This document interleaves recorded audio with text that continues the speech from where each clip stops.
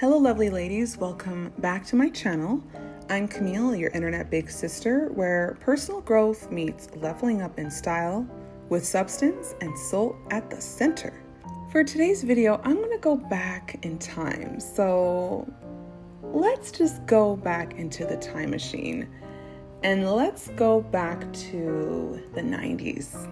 Ooh, because I wish that I was the age that I'm at right now, but in the 90s, so I can go back to a decade that just redefined not just what it meant to be stylish, but what it meant to be seen. And especially as a woman, I truly believe that the 90s really defined and marked the period of femininity.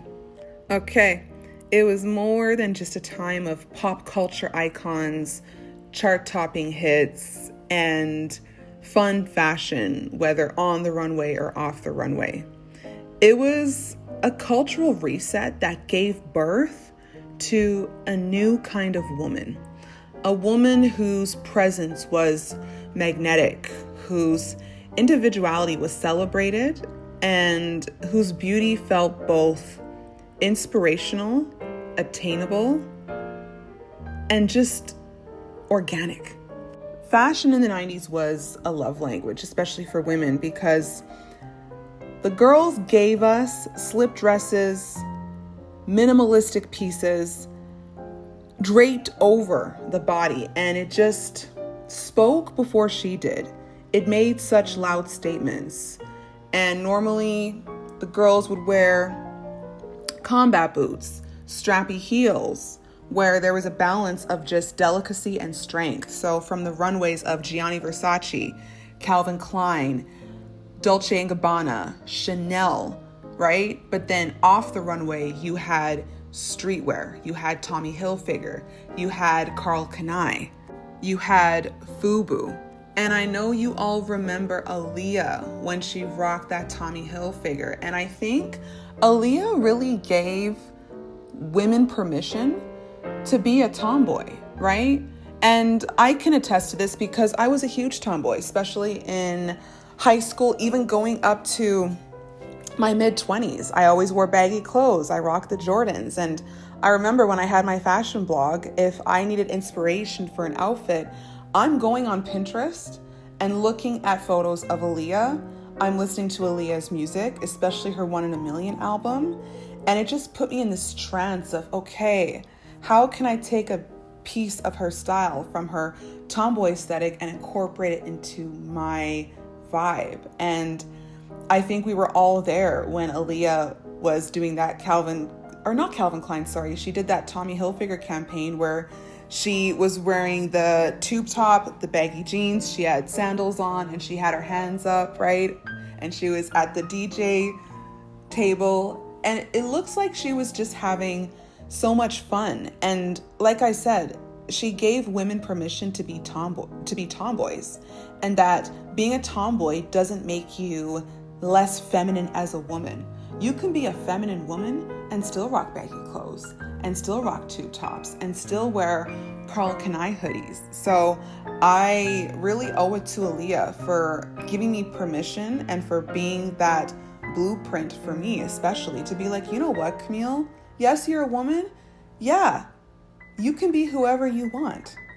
And with her too, maybe I should make a video about Aaliyah because a lot of ideas are coming to my mind. But as she became more popular in her career, she went from a more tomboy to a more feminine style. But let's go back to the topic at hand. So you had runway fashion, you had streetwear fashion, and you also had magazines. So for me, it was Vogue, and it was also Vibe and The Source, because growing up, I was a hip hop head. We can talk about that in another video.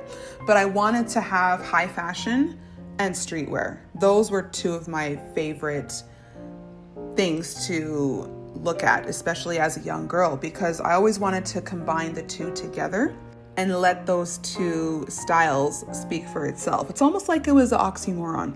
And it gave me duality. I think of Naomi Campbell's Fierce Strut, where her confidence was a combination of power and grace, or Yasmin Ghauri, who whose hips just moved from side to side, and she moved with such grace, and she always incorporated personality into her runway, into her looks. Even though her career was very short-lived, she just had this chic aesthetic. It was very raw, unfiltered, that really just challenged perfection as well as the beauty standards. And I really think that women of color and Black women personified this to a T. In the 90s, it wasn't about what women wore. It was about the essence that they brought to every single outfit. There was a certain nonchalance, an air of mystery, a very quiet yet unshakable self-assurance. And when you're a woman who's self-assured, you don't got to speak on that. You don't got to speak on those qualities. And the women in the 90s didn't dress to impress. They really dressed to express. And I really wish that we went back to this, because now when I look around, no offense and no shade, but a lot of the women are just a carbon copy of each other. There's no originality. There's no individuality. I just see neutral colors, beige, white, black, and there's nothing wrong with that. But what happened to the vibrant colors? What happened to the uniqueness? Whether you are Hilary Banks from Fresh Prince or you're Fran Fine from The Nanny, I would watch The Nanny just for Fran Fine's looks. And even today, as a grown woman, I sometimes watch The Nanny and be like, oh, wait a minute, she's wearing Chanel?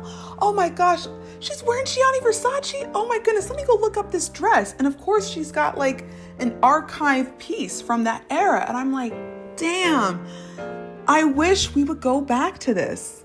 Because those looks, the character, it was a reflection of their mood, their vibe, and really just a state of mind. It was fun.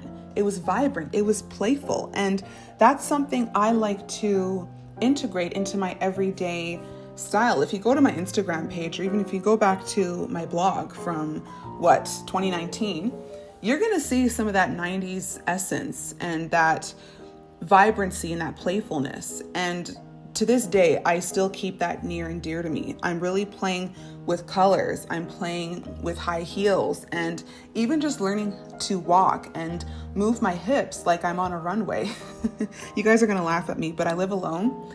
And sometimes what I do is I put on my earbuds, I put on some 90s music, and I just strut around my house like I'm Yasmin Gori or Naomi Campbell, because it makes me feel playful and feminine, but it also kind of puts me in their shoes where I get to kind of be those women for a few minutes. And I think that's why a lot of us millennials like to go back to the 90s and watch old shows, listen to music, because I think in a way it helps us cope, because again, we're in such a world where everything is copy and paste, right? So we want to have something to look back on that once gave us joy, only for us to continue that joy again. And individuality was always in trend, and it's slowly coming back, but I think it's going to take some time.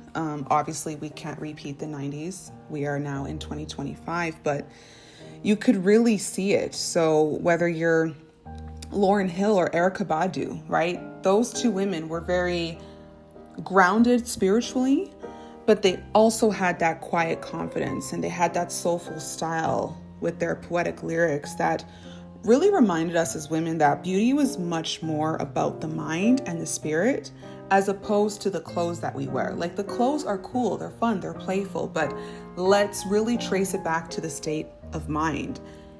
Now, speaking of state of mind, I cannot talk about the 90s without talking about femininity, because y'all, femininity in the 90s, I really believe the 90s marked the pinnacle of feminine energy. It was all about strength, softness, sensuality, and authenticity. That was all bundled into one, whether it was Elizabeth Hurley and her iconic dress. I think you guys know which dress I'm talking about. Whether it was Toni Braxton's sultry elegance on the red carpet, especially with that photo of her and Dennis Rodman. Like, that photo lives rent-free in my head. Or whether it was Janet Jackson's unapologetic embrace of her own sensuality that we all got a chance to see. From her braid swaying as she danced, each movement was a declaration of freedom. And to this day, I mean, I remember my mom would play Janet Jackson's Velvet Rope album.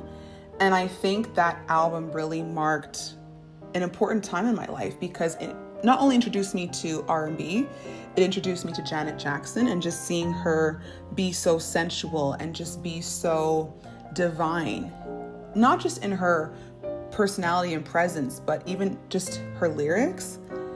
It really, I would say, gave me the courage to express myself more, and it gave me permission to do that. When it comes to beauty, it was very effortless in the 90s. There was the no makeup look. There was that brown lip liner, brown lipstick trend, which today is still trending, but I don't like the fact that it's become categorized as clean girl aesthetic by the palm colored people. And no offense to y'all, but you need to leave Black women's trends alone, because we came up with this trend, whether you're Naomi Campbell, Mary J. Blige, Toni Braxton, okay? That was the cool girl look. We were the cool girls with vintage Levi's and white tank tops. We were the girls who would emulate the supermodels on the runway in black turtlenecks, silky gowns. We were the girls who emulated the pop stars who could switch from streetwear to high fashion, whether you were Aaliyah or Britney Spears, without missing a single beat, okay? The 90s really marked a period and a time where it was an extension of our spirit. It was a legacy. It was understanding and knowing that femininity is not something that we fit into, but it's something that we really create on our own and in our own terms. So here's to the women of the 90s, to the women who were icons, rebels, and everyday muses whose fashions and overall essence continues to shape and inspire us. So if you are a millennial, if you grew up in the 90s, drop a comment below and tell me who it was that inspired you from that era and why. Was it Aaliyah's tomboy style? Was it Janet Jackson's sensuality? Was it Halle Berry's feminine essence? Let me know, and make sure to like, comment, and subscribe. See you in the next video.